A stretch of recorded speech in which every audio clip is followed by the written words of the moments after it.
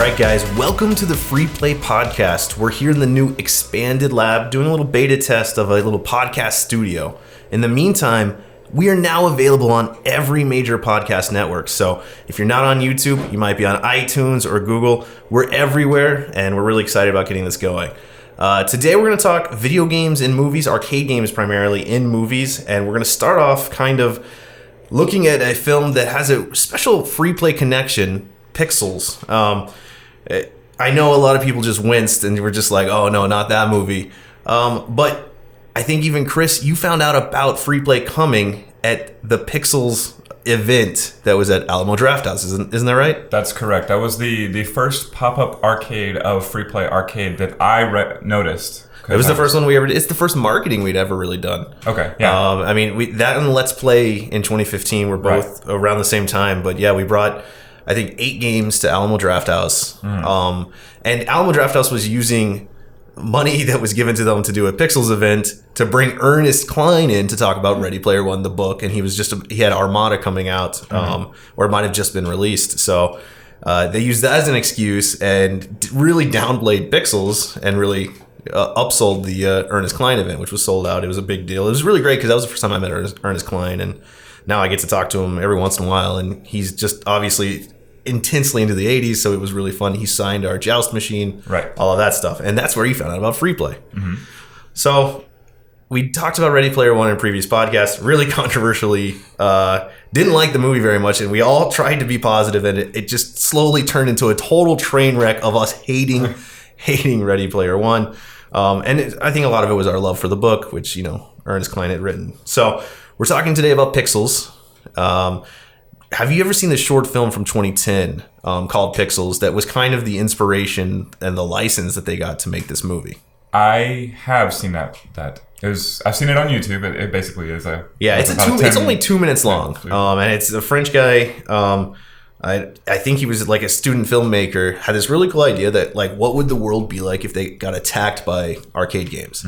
And it was just, there's no background plot to it. Just arcades start attacking. Pac-Man's there, Space Invaders are there, Arkanoid is there. It's just the Independence Day like destruction sequence, except instead of aliens, it's Tetris blocks and Galaga and whatnot. Well, and given the budget I assume he had, it looks pretty good. It's pretty... a talented 3D artist, clearly. And, a lot of the gimmicks that we're going to see in the 2015 Adam Sandler Pixels are found in that 2010, matching up different lines on Tetris blocks, eliminating actual buildings in real life. Kind of cool stuff. And that all came from that. So it was on license too. He didn't go to Namco. He didn't go to the different places. He just put it out there as student film. And which I mentioned licenses now because I think we're going to talk about it in reference to both Pixels and Ready Player One as we get into this.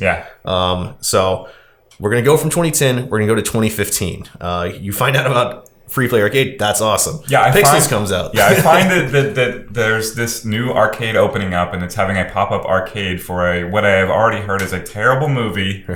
And so I actually was not going to. I forget what I was seeing that weekend. Something that wasn't Pixels. It was not Pixels, but I was there to enjoy the arcade. I found a lot of cool machines, and one that you didn't put out there that was like a multi.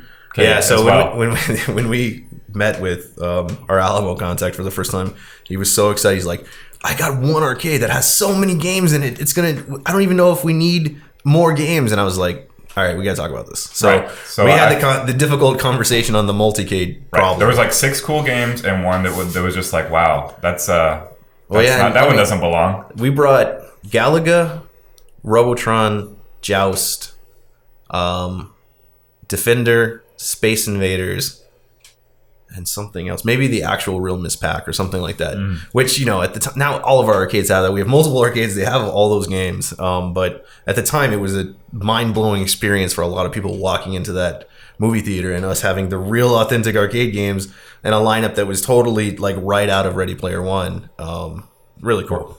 Or Pixels. Well, I guess Ready Player One because of Ernest Cline. Well, so we were inspired by Ready Player One to do it, but then, and I hadn't watched Pixels. I didn't see Pixels that weekend either. I met Ernest Cline and totally forgot about Pixels. But, everyone I talk to one way or another mentions Pixels when they hear about us working with Alamo Drafthouse, whether it's the pop-up arcade or them having seen Pixels and being like, I bet you think that's really awesome that they put those games in a movie, which we'll get to and we'll talk to later. Did you see Pixels in 2015? No. I saw it 2 nights ago, and it was really sad because all of us are in the same boat. We're almost, my wife and I are watching Westworld season 2, and we're almost done, and I was like, I'm really sorry I have to do this to you, but tonight we're watching Pixels. I took a little bit, but she went along with it, and I think, I know you want to see what happens to Bernard, but instead, let's watch Adam Sandler. Here's Adam Sandler, yeah. So that is when I watched it. I mean, that was... Yeah, same. And I know y'all just recently watched it because we were going to talk about it. And now, I did watch Pixels, the student film, way back when. And then I had heard the same thing, that like all the cool stuff comes directly from Pixels, and now I've spent a couple hours of my life confirming that. Well, it's really impressive. So let's get into the background then of the 2015 Pixels, the Adam Sandler movie. So we've got Adam Sandler and his company signs an agreement with the guy who made Pixels, the short film, Patrick Jean or however the French dude pronounces that. And hopefully they paid him a lot of money, because a lot of the cool stuff that's in 2015 Pixels is directly out of his student film. And so Adam Sandler's production company puts it in production. They get Chris Columbus as the director. I don't know if y'all are familiar. I mean, Chris Columbus was a major player in the 80s and early 90s. Home Alone movies. Right. The first 2 Harry Potters. Oh, right. Yeah. He directed the first 2 Home Alones. He directed the first 2 Harry Potters. He wrote Gremlins. Right. Wow. And that was kind of his start to really climbing that. And he was, Spielberg loved him in the 80s for various different reasons, writing, and he really got certain aspects of the feel-good movie, of the 80s traditional feel-good movie, the 90s traditional feel-good movie, which made a lot of sense for the Harry Potter when he was younger, and that was kind of like, you're just trying to root for Harry Potter. It's the perfect style of movie for Chris Columbus. And in a lot of ways, he kind of brought the exact same filmmaking style to a weird Adam Sandler movie here in the Pixels.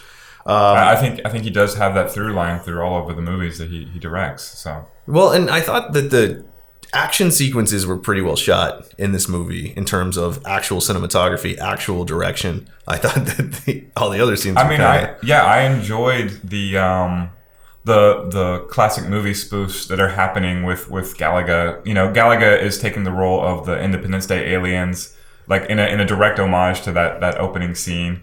You see them destroying buildings. Right. Well, and I guess I'm going to have to say, overall, the direction is not the problem with this movie as we get into it. And we're probably going to come off, and I think this is just more me preparing people, I'm probably going to come off more positive on Pixels, not because it's a better movie, but because of expectations. Yes. I'm going to be the same. Yeah. We were just about to talk about that. So we watched the movie together, and Chris is, of course, like, don't say anything because we need to talk about this on the podcast. Right. But what I was going to say is, expectations. And it doesn't have Spielberg on the name. And it's not taking us as very serious movie. Like, I had super low expectations. And I actually think the movie wasn't as bad as I thought it would be. Well, okay, so this is definitely a Happy Madison production, right? Absolutely. This is so much. It's got all the buttons of a classic Adam Sandler movie. And so I guess I'm going to start with Chris. Give me your background and your relationship with Adam Sandler movies. I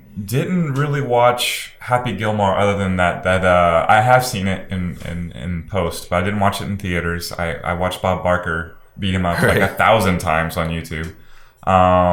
Loved Waterboy because I was a football nerd growing up. And you're from Louisiana, right? It's true. So yeah, that's pretty good. Hit and miss a lot. There was a time where I would giggle at Adam Sandler humor, and then it stagnated. He's still running with the same jokes and everything. Oh, and you know what? I was big into Saturday Night Live when he was a part of the cast. I was an Adam Sandler fan, and then it just slowly kind of atrophied as he continued to tell the same jokes, and on it went. So Lauren, you're a little younger. Yeah. What's your relationship with Adam Sandler like? I haven't seen an Adam Sandler movie in like 10 years, maybe at least. We might all be. That might actually be the case. So there's that. And it was a big part of my childhood because even later stuff like 50 First Dates, my dad really liked. I mean, so my dad was a single dad, and he would play Adam Sandler movies just like all the time, right? And so if my dad had it on, I'd watch it, and so I had a lot of Adam Sandler exposure.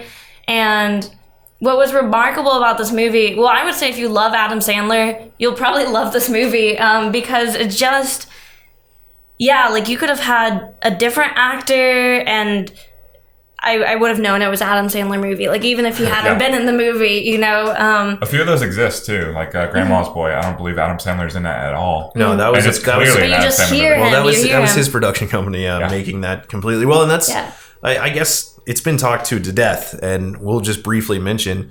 It is pretty well known now that Adam Sandler is just making movies with his friends as lazily as possible. He's there to, I mean, and there are times in this movie and there are times in certainly his recent Netflix releases, which I've kind of looked at occasionally, that you can tell they should have done another take. The jokes weren't delivered perfectly, but you could tell Adam Sandler was like, who cares? We're getting paid. Move on. Right. And he gets to bring in all of his friends. He always gets to have that's a great life, right? Yeah. To not have to work very hard and make millions of dollars and have all your friends in everything you do. That's really fun. That's really awesome. It's just, you can kind of tell that, yes, it's stale. Yes, the humor is right out of 1995 and there hasn't been any. But Adam Sandler in general, I think he's had good performances, right? Mm-hmm. I mean, a lot of people like Spanglish. I thought that, what was the movie that was written by, it was a Judd Apatow movie. It was considered Funny People. I actually think that was a really good movie. Adam Sandler had nothing to do with the writing on it, and if you watch it, you can tell because there are these weird jokes that are like pure shock humor jokes that appear in every Happy Madison. And we can talk about some of them in Pixels. I did see that one and enjoy it. Funny People. Taking a while to remember. Funny People was dramatic. He plays a comedian. He plays a similar version to himself. Right. Yeah. Right? It's like half drama, half comedy. And I thought it was a pretty good movie. To me, I think that might be the last good performance that I've watched. But I haven't watched that many of his movies. I feel like Adam Sandler is. He's not a dumb individual. It feels like he's arrested in amber, right in 1995, and he has lived that life for 30 years, and like that is who he is. He's a thoughtful kid, I guess, who doesn't have a lot of life experiences, who was never granted them because he is now in this bubble where he just spends every waking day for 30 years making movies with his friends. Well, and so it's just right there. It was a very interesting experience watching Pixels because it felt dated, even though I knew. So unlike you guys, I didn't know the movie came out at all. I didn't hear about it until a week ago, and Chris said, well, you watched this movie. But I felt like I was watching a movie from the 90s. And the writing, it's just aged because maybe it's not as like sensitive or not in like our modern mindset, our like frame, and people wouldn't necessarily make some of the jokes that he's making. And well, in all of those situations, it feels so lazy. It's just like, this is a joke about sex, and then that's it. It's like you could basically just use the word sex in place of half of those jokes, and it would have the exact same feel. Mm-hmm. And of course, when Billy Madison or Happy Gilmore came out, Adam Sandler was a relatively young dude, and he's certainly charismatic.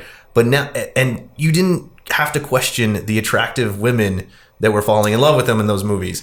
Now it's just like, this is the most insane stuff ever. It's like middle-aged porn without the porn, right? It is a middle-aged men married to these outrageously, or falling in love with these outrageously attractive females. Well, the women characters in this movie and all the Adam Sandler movies are like key issue problem number one, where it's just like, this is disturbing me. What's happening with these female characters? We have one, Lady Lisa, in this the fake video game character, right?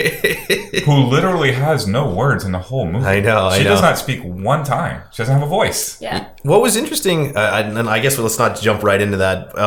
But it was interesting to me how some of the weird stuff they were self-aware of some of the weirdness to it. Yes. I kind of appreciated that in some ways, and we'll talk to it. But let's go ahead and jump into what the general plot of this movie is. So it opens with a kind of video. Well, it opens with a weird digital attack on something, right? And then we get Galaga attacks. Galaga attacks an Air Force base, I believe. Right. That is just a shack above ground. Right. They remove a wall, and it's clearly like the entire fortification was about 2 inches of tin, which the Galaga immediately bugify that into pixels. Well, yeah, and I mean the CGI is pretty good there, and it's all good. And you're kind of like, okay, set is not good. The CGI is great. Right.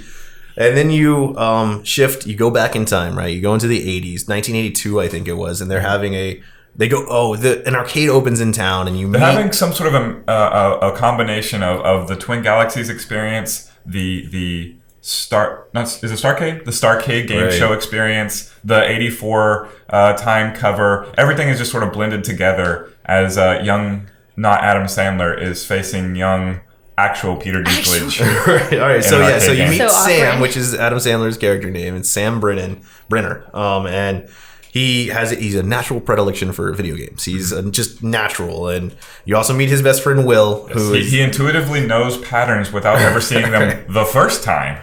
And so they do a walkthrough of this new arcade that opened in town, which if this arcade existed in the 80s, would have been really cool. Yeah. Except for all the LCD screens. Yeah. Right.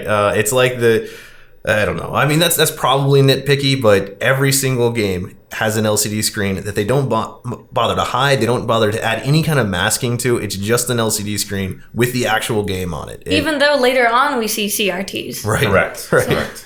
I don't know. But yeah, they go back to 1982. Mysteriously, every game has an LCD. Sam, Adam Sandler's younger character, is naturally good somehow. He's just setting world records on every game first time he ever plays them. Whatever. And then he goes to a world championships that happens to be in their town. And we meet the cast of characters for this movie, which is Sam, who's tops. Peter Dinklage's character, Eddie Plant, who's one of the best video game players, or allegedly, maybe. We'll see. And very familiar looking. Ludlow Lamonsoff. I don't know. That's Josh Gad's eventual character, played by a kid, who's like just a goofball. And as a kid, he's a conspiracy theorist. I mean, whatever. It's an Adam Sandler movie. We got everything is like a little aspect of Adam Sandler's personality blown up. You know, they're trying to set up future jokes, and then Will is terrible at video games, but he's supportive. That's Adam Sandler's friend, and so we watch this big tournament happen. If you're good at arcade games or care about arcade games, it's pretty cringeworthy watching the gameplay because the scores don't make sense. The gameplay, the movements they're doing aren't actually matched on the screen. I mean, it's Hollywood not caring that much, which we're the only... I can suspend my disbelief. Right, there. it's not a big deal. It's not a big deal. And then they get to the end, and it's Sam versus Eddie, which is Adam Sandler's character versus Peter Dinklage's character. And they're up on a stage, they're playing Donkey Kong, and it doesn't really follow. You can't really see who's winning, really. The scores are just going up. It reminds me of the similar scene from The Wizard. Right, absolutely. Where the scores are just sort of randomly moving around, and you're like, oh no, he's too far reacting. back, and then mysteriously the score starts jumping up, and he's like, oh, he's catching up. Not really how the games work, but whatever. And then it ends. You're not sure who wins, and Peter Dinklage, as a 12-year-old or whatever he's supposed to be in that scene, playing himself, does like a goof. He's like, congratulations on losing, and like that's no. Peter Dinklage is chewing up the scenery to the max level. It was a strange decision because like that whole scene, I was trying to figure out if he was supposed to be a kid or an adult. Like I actually thought he just looked like a weird adult. It wasn't until later, and I see like his hair is different, and you know that was supposed to be child version because they never say he's a child, and he's with these women. Well, hold on, I just looked it up. There was an actual actor that they then CGI'd a little bit to look more like him. A little person named Andrew Bambridge did actually act those scenes out that they then CGI'd to look like Peter Dinklage. So and he was a kid-ish. I don't actually know how old. That explains why you had your Uncanny Valley experience. Right, Lauren. yeah, so it was just really weird. And it is weird when... Oh, yeah, it looked like Peter Dinklage, but not quite. Right. So that's exactly what... So Peter Dinklage wins the tournament, and we flash to modern day, right? We're in there, and we meet our two characters, Will and Sam, Adam Sandler, and now Kevin James. How?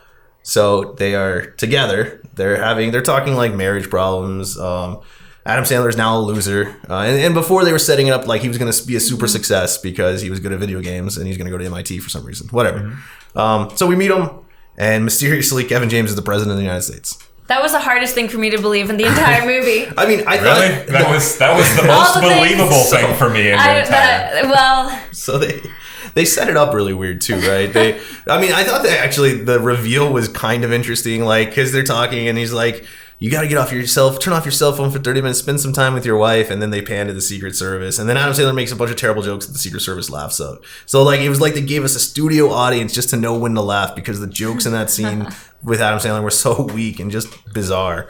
Well, that is the joke, that Kevin James is the president. Right, and right. That's it's played right there. So, Adam Sandler works for, like, a Geek Squad type company. He's doing home theater installations or whatever.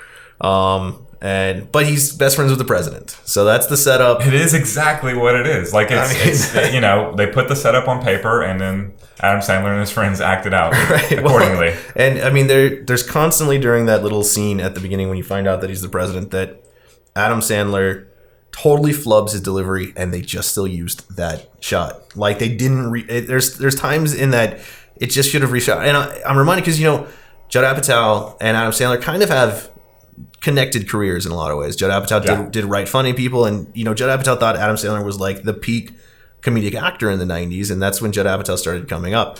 And Judd Apatow now has his own people questioning the quality of his films, but at the time when he was making I think comedy is subjective and it does go through these phases.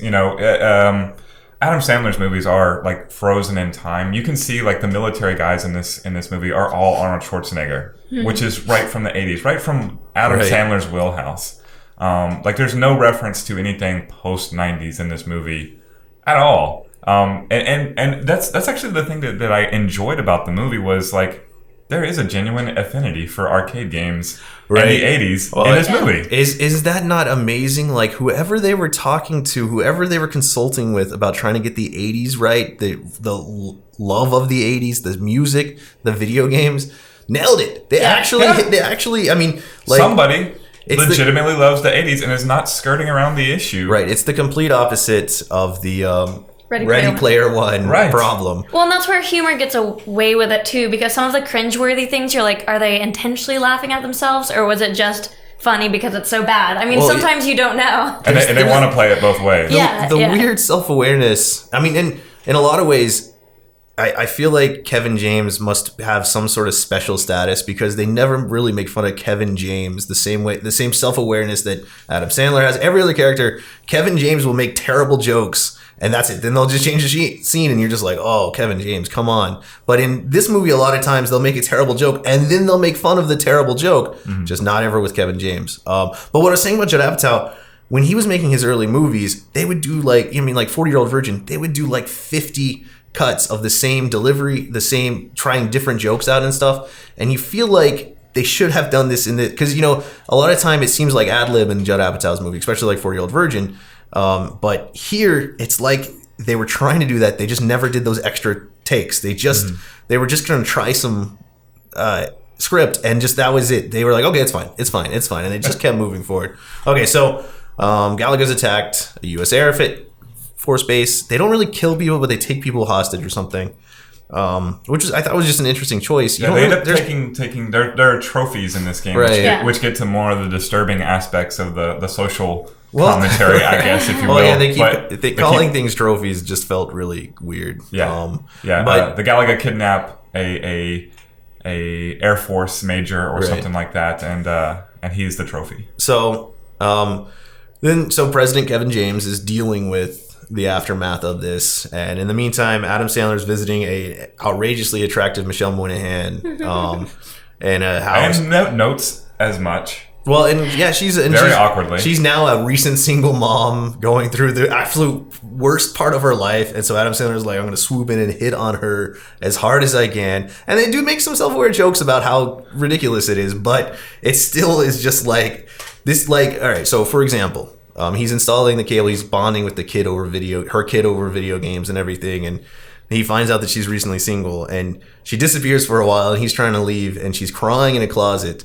And like, it's just so weird to me. He actually like knocks in. He's like, all right, I'm coming in here. I'm going to hang out with you. And they start like drinking together. It felt so weird to me and unnatural. Like, in what world are you letting a cable install guy come hang out with you at the worst time of your life while you're crying. Maybe, I don't know. It just felt like Adam Sandler. That's all it felt like. Yeah, absolutely. I feel like this is Adam Sandler's personal fantasy of how this interaction goes, because he is caring about this person whom doesn't have her own voice, because it's clearly just Adam Sandler's voice bounced back at him.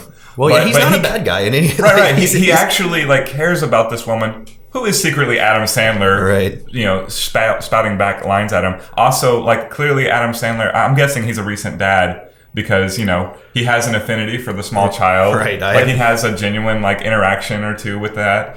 It just feels like everything is just Adam Sandler sort of putting out his utopian version of what his 80s fantasy is going to be.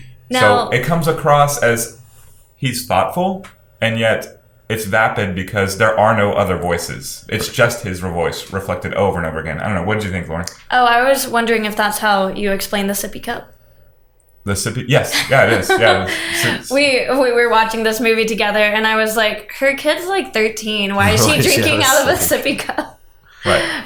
Whatever. It was pretty bizarre. And okay, so we've now met attractive housewife. We've met him. He's not a genius. He's not successful. He was just good at video games. That was pretty good of them to stick to. I thought that was kind of actually mildly realistic. It was a little mean to the video game players of the world, but I thought that was pretty good, because everyone, after he did I'm fine. That's not far away from my actual reality. So I'm fine with getting poked at, to be honest with you. Well, I was really disappointed when they're like, hey, congratulations, you're going to MIT or whatever, after he did well on Donkey Kong. And then it turns out it didn't go to MIT, and they make some jokes about that later. But they've introduced us to Girl. They've introduced us to President. They've introduced us to Adam Sandler. And mysterious, weird alien video game things coming. So then the president has to call help. And so he calls Adam Sandler, obviously, because he recognizes the game as being Galaga. And mysteriously enough, ultra attractive woman in the military as some sort of lieutenant colonel or something. I can't remember exactly where she was, but so they both have this scene where they're both driving and they both happen to go to the White House. Is this a Transformers reference? Right. The perfect strong female character, the not actually human strong female character, is very prominently featured in Transformers in that almost identical role. Well, there are some clear movie references, Independence Day is referenced in that Galaga scene. Well, absolutely. Well, but I think a lot of it was some of this was unintentional. I think that one's unintentional. It was so 80s and so 90s that it's gonna look like everything else, because all of the main characters you meet all happen to be intertwined throughout the entire movie. And Michael Bay's from the 90s as well, so it has that 90s mentality. Yeah, you're right. Well, I agree. And so we're at the White House. Adam Sandler recognizes it. They're having their big boardroom meeting. Adam Sandler doesn't save the day. He just says, I know how to fix this, but y'all are all dumb. And that's the scene. And we meet the woman. We meet how, conceptually, it's so ludicrous that the president is the president. It's so impossible that he would have ever been president. And that's a very fair point, actually. In 2015. Yeah, I guess that I didn't even think about that. Yikes. Okay, well, moving on. Kevin James is the president of this movie. Maybe possible. And maybe that could have happened.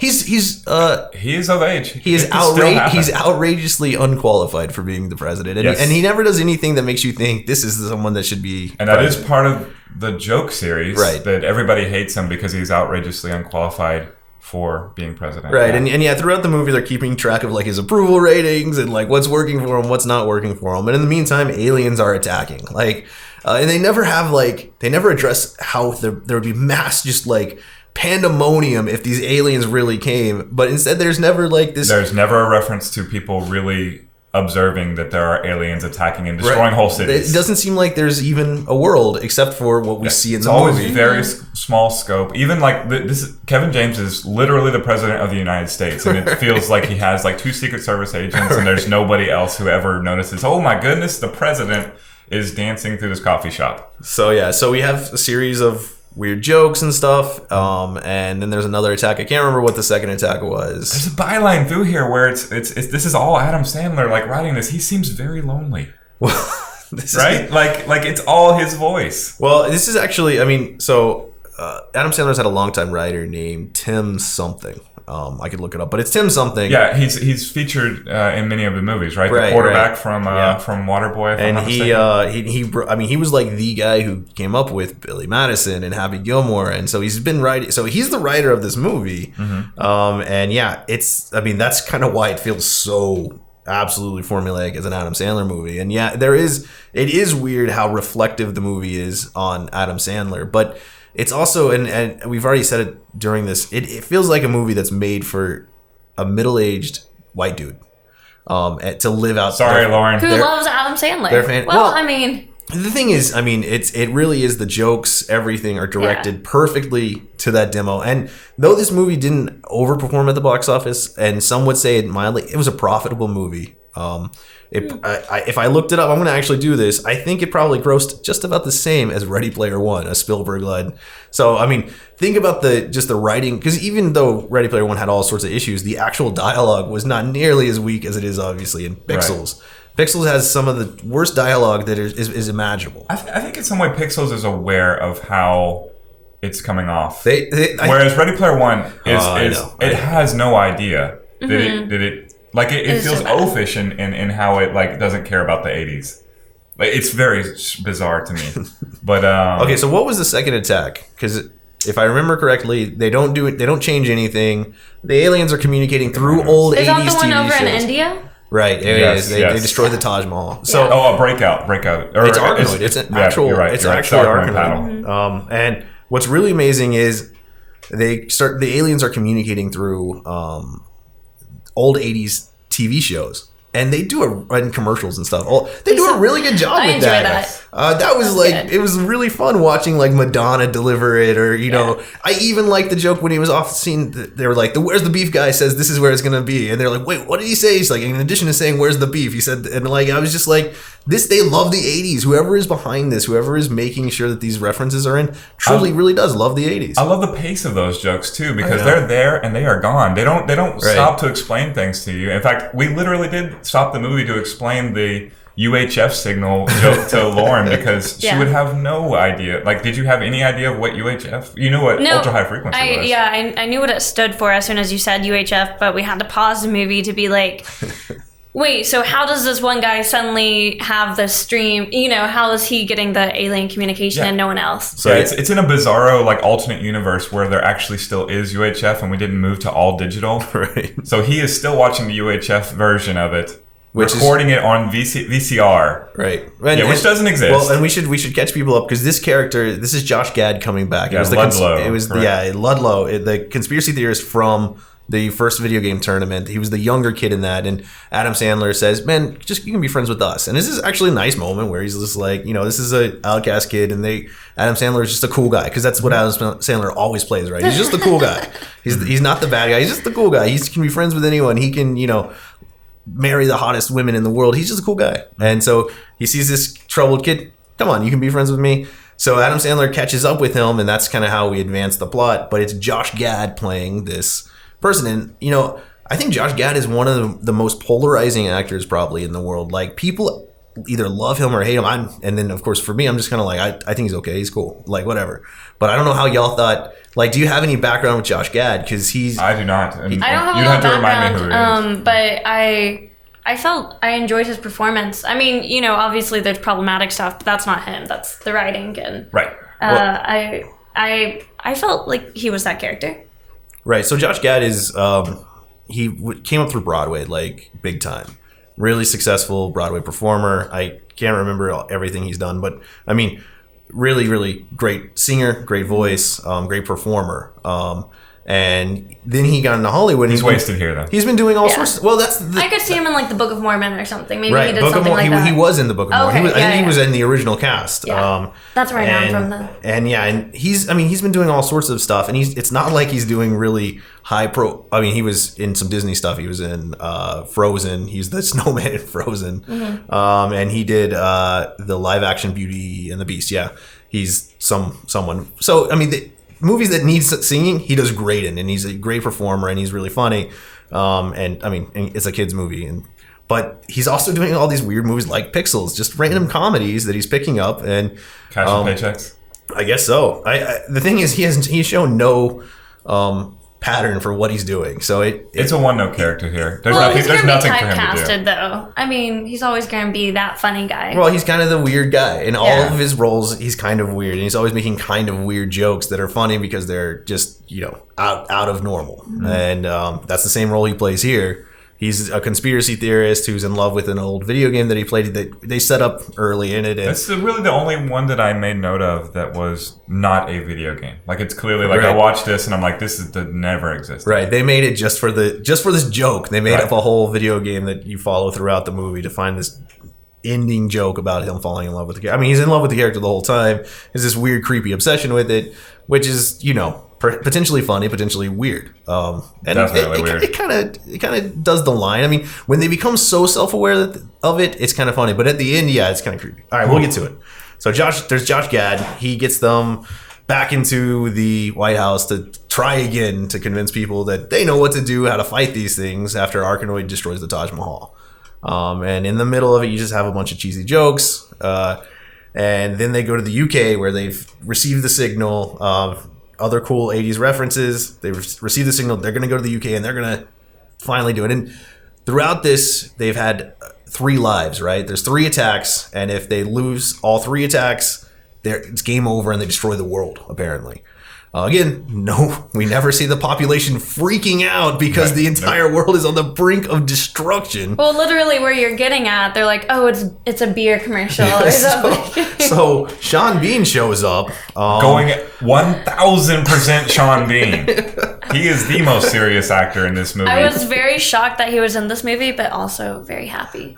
So he shows up. Just happy that he didn't die. He shows up being ridiculous. And they convinced all the British people in the middle of an attack that it's a beer commercial, and they just keep making reference. They make jokes. I mean, and that's how serious they take it. They've just got people on the sidelines watching the battle for the entire globe.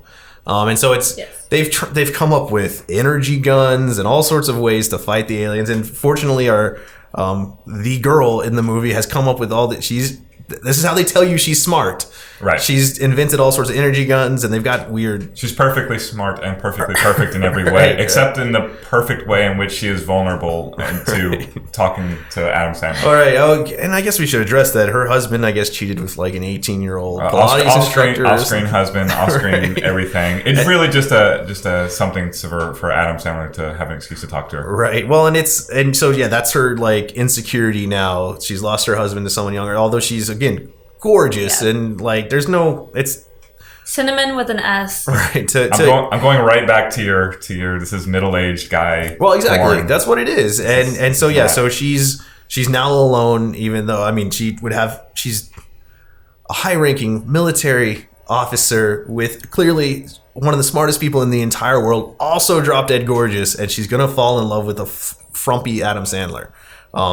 It's not realistic at all. Like, even if Adam Sandler did everything in the movie that he does, and she still in real life would never fall in love with him. It's that out of character. Even though she's this huge like government official, she can't get any childcare. Right. So that's their way of getting the kid in throughout the entire movie. That's actually really good. Yeah, apparently all the daycares in the Pentagon, which they have a ton, and I don't even know how I know that, but I know they do. She has to bring the kid with her to work while they're testing these brand new energy guns and training the Navy SEALs for whatever reason or whatever they were. I'd love to know what Lauren's response to this type of character is. Well, I mean, at least they try a little bit to make her smart and she have a words. job and be like other than just pretty. Mm-hmm. But I don't know. Adam Sandler, to me, you say it's a middle-aged guy thing. He looks so much like what I remember anyway from Adam Sandler 10 years ago that it was just as unbelievable then to me as it is now. Maybe a little bit more now, but like not that much. He was, I mean... And he's not alone. That's a huge trope. I mean, sure. Kevin James has been a good example of that too. And Kevin James' wife in this movie, of course, is Jane Krakowski, who is totally wasted. Like, I mean, she's a funny, talented person who has no depth at all in here, except there's no female character with any depth in this movie. Well, I mean, they try with the main character. It's not like Adam Sandler has a ton of depth here. Well, the main character has one note, and then the rest of the female characters have none at all. But it was just kind of weird because they just somehow imply that Jaden Krakowski is annoying, and the most cringiest scenes with Kevin James, just outrageous. Like, and they make fun of it as being cringy, but it's just bad. But yeah, so the real thing is with the main female lead here, it's just every time you think they're going to do something right with her, they kind of take 2 steps back. Like, she never seems like she's in charge of very much at all. But that's the 90s for you. That's the 80s, right, is exactly. It not? Even though we love 80s and 90s films, like, the characters are just exactly... It's insane how much this movie, aside from the CG, could have been from... It's a 90s movie that is making reference on 80s culture. Like, it absolutely belongs in 1995. It has no business in 2015. Well, yeah. I mean, that's true. And that said... We should, again, just make reference when those video games are attacking. It's good CGI, and it's actually pretty good. I had fun with those. It's a good reference to the games. Like, having the Argonoid paddle bounce the stuff off the Taj Mahal. Yeah. And, I mean, the CGI work seemed really good to me, and it actually seemed like they cared about making sure that there was a reference to what the games were about in these attacks. I thought that was pretty cool. And Starcade existed. The time cover existed. Twin Galaxies existed. And by the way, there just clearly are references to Twin Galaxies and Billy Mitchell. Well, there's parody. Well, we can get there in a second on the Peter Dinklage character. But it is. But we were, as far as plot, we were getting up to Centipede, and that's one of my favorite scenes in the entire movie. Right. I don't know, the music, it's just fun, and that's what you want a movie out of a movie like this, right? Is that it's just a fun scene. So they show up in the UK. Sean Bean's there. Yeah. They have trained these Navy SEALs as best they can on the video games, and the training montage was kind of funny. Josh Gad goes crazy for some reason. I don't know, like, it was cringeworthy, but I think my wife laughed at it, and she's gonna kill me if you watch. But they go through this training montage, thanks 90s, 80s, and they're in the UK and they're about to face Centipede. They send down all the dots, and I thought that was really cool at the start of the level of Centipede when you get all the dots form, and Adam Sandler immediately recognized it as the video game nerd, and most of us video game nerds also immediately recognize it was really cool because the sounds are perfect. Like, oh, this is Centipede, and then so they have these energy guns. The military's not doing good, so Adam Sandler comes and he saves the day somehow transferring the joystick knowledge to this huge energy gun. He wasn't able to successfully communicate to all the badass military guys that you need to shoot your enemy in the head. Right, he's screaming the whole time, please shoot the guy in the head, please shoot the guy. And they're like, no, why would you ever aim at somebody's head? We can't get around we have been military trained. We can't get around the dots. So, but the CGI is great. It's a pretty exciting thing. Adam Sandler takes over, saves the day, gets Josh Gad in there. They're both like dual energy gunning down stuff. They got energy pistols, energy rifles that shoot pure energy, and somehow, because that's what the aliens are made of, it's pure energy, and they win. It goes through the street. It does all sorts of cool things. The Centipede character looked really cool. I thought it in CG, which I think at the end of this, we'll just have to go ahead and talk about Ready Player One. But I'll just say, Ready Player One could have used a character just like that Centipede, and it would have been cool, but whatever.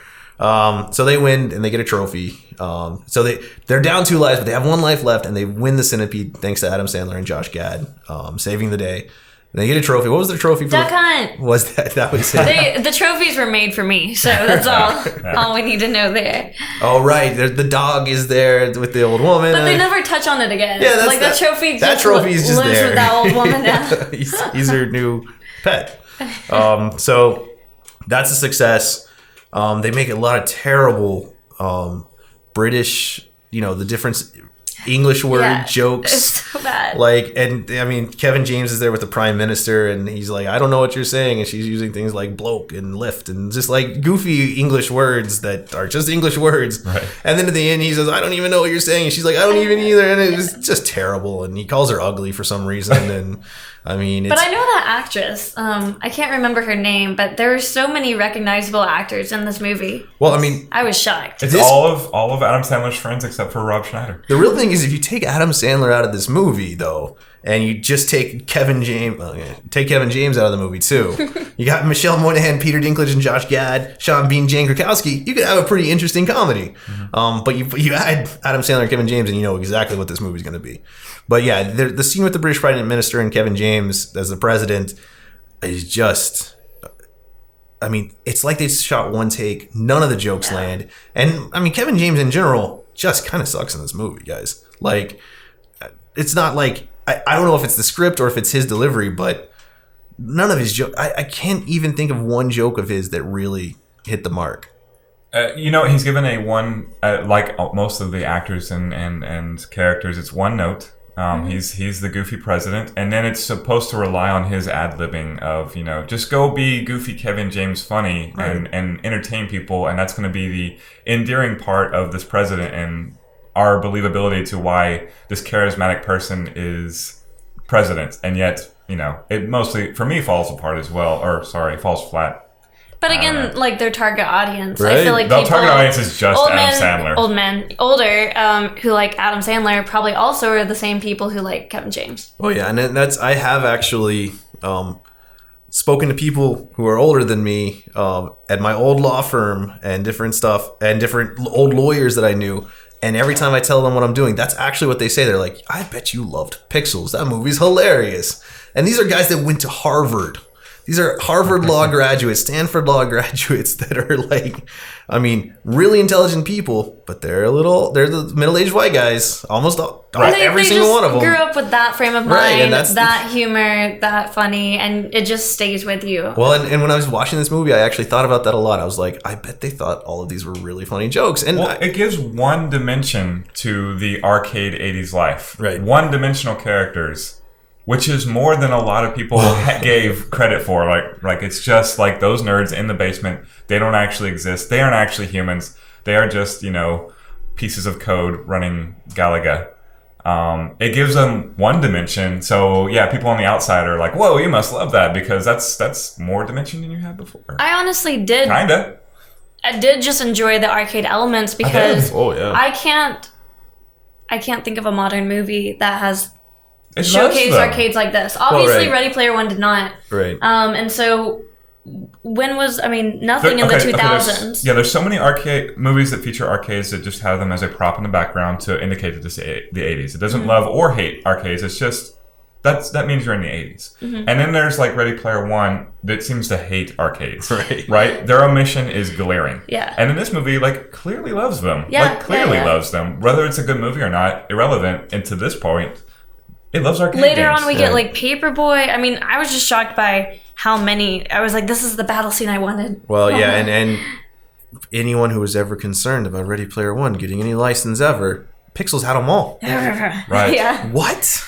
It had them all. And Namco agrees to let Pac-Man be a bad guy. Right. Well, and that's actually going to be the next challenge that they had was fighting Pac-Man. And Peter Dinklage shows back up. And obviously, anyone who's watched Game of Thrones probably loves Peter Dinklage. He's, he does a great job. He's a likable actor. Somehow I haven't seen Game of Thrones. I still love Peter Dinklage because I've seen The Station Agent. Yeah, right. Well, he's great. Peter Dinklage has had a lot of great roles. He's a good actor. Yeah. And here he is. And I actually... A lot of his stuff here I like because he is cheesing it up. Yeah, absolutely. He's chewing up that scenery. He is having so much fun. It's and you him can just versus tell, Pac-Man chewing up everything. Right. So he is just like every aspect of him. He's clearly modeled after Billy Mitchell, which is really great because Billy Mitchell... I don't want to spoil it. Yeah, we're going to talk about it. But Peter Dinklage is doing a great job. It actually gets a lot right about Billy Mitchell, too.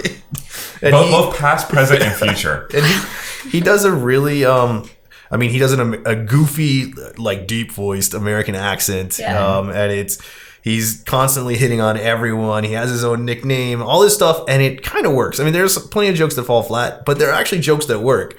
And by as someone who's met Billy Mitchell too, you're like, I know that guy. That's what works about it. He is a caricature of Billy Mitchell and a parody, and he's kind of hitting the notes that Billy actually hits. So. By the end of the movie, I wish I had more of the Peter Dinklage character just in my life because it was so funny. I want someone in my life that's actually like that because it was just the absurdity was pretty good. It was pretty funny, and clearly Peter Dinklage loved doing it, and that comes across.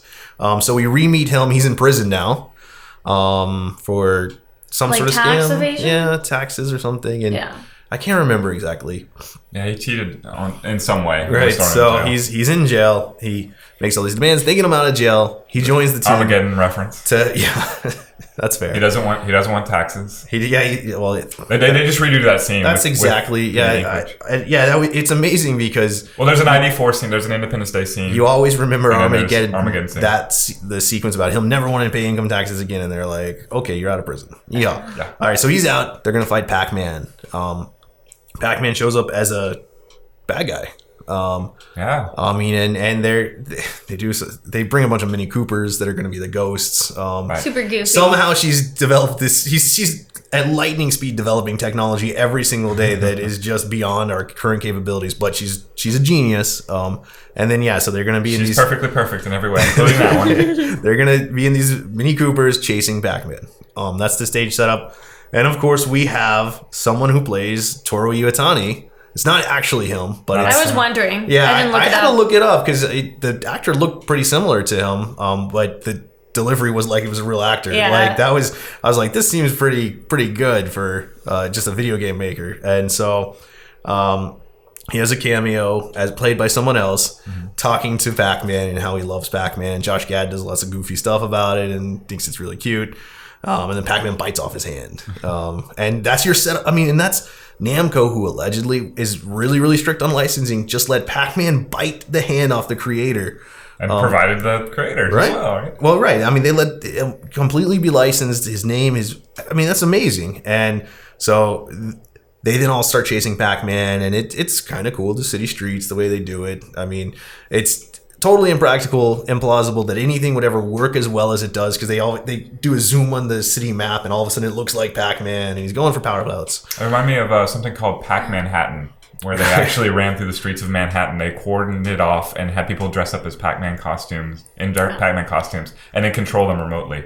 And so they're chasing Pac-Man, and Peter Dinklage somehow in the middle of it, his car goes faster. Like, we don't know how. And they're like, how did he do that? And he does good stuff. Adam Sandler does. Now this, all right. So this is how you know they love these games.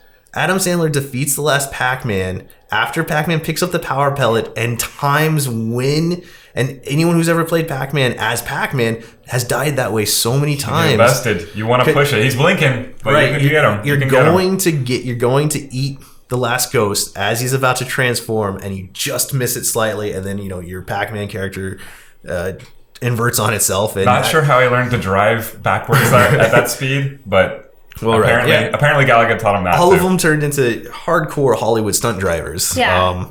He knows that parking garage super well. He's backing through a parking garage at full speed, going off of a ramp, touching Pac. All right, yeah. Either way, it looked cool. But it was just neat that I mean, that's a pretty obscure part of the game, and this is it even understands that, like, to dominate at a game like Pac-Man, you have to know the patterns. Right. Like, you don't freehand Pac-Man. And so they defeat Pac-Man, and they're going to have, a celebration. Even though they haven't won yet, for whatever reason, President Kevin James, maybe this is actually how he would do in real life. He's like, let's have a gala event because, no, we haven't defeated the aliens. Yes, we're one life away from the total destruction of the entire world, but we're going to have a gala event in the middle.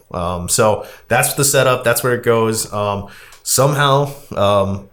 we've stretched Pixels into a long conversation, so we're going to take a quick break and come back, and we're going to finish off Pixels. We're going to talk about Ready Player One. I'd love to talk more about like the Billy Mitchell aspect of this. And I think that's coming up right now. Can't hold back. Because it's coming up. So give us a few minutes. We'll be back for part 2.